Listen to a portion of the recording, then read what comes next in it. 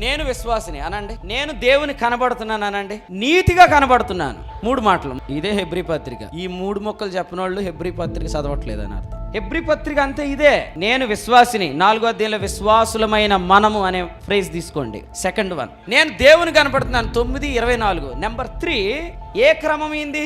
7:1 మెల్కీసెదెకు అంటే నీతికి రాజు, అంటే నేను నీతిగా కనబడుతున్నా. యాజకుడు ఏం పట్టుకొని వెళ్ళాడు?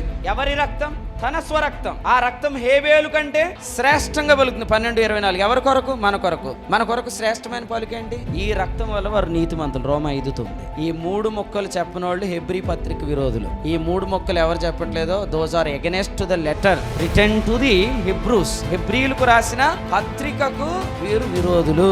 ఈ 3 మొక్కలు చెప్పకపోతే, నెంబర్ 1 నేను విశ్వాసిని, నెంబర్ 2 నేను దేవుని కనపడుతున్నాను, నెంబర్ 3 నేను దేవునికి నీతిగా కనబడుతున్నాను. నేను దేవునికి నీతిగా కనబడుతున్నాను అనే దాన్ని ఈ హెబ్రీ పత్రికలో కల్మషము తోచని మనస్సాక్షి అన్నాడు. ఆ పదం ఎక్కడుందో వెతుక్కునే వాళ్ళు హెబ్రీ పత్రికకి విరోధులు. మరి హెబ్రీ పత్రిక నీకేం తెలుసు? విశ్వాస వీరులే తెలుసా?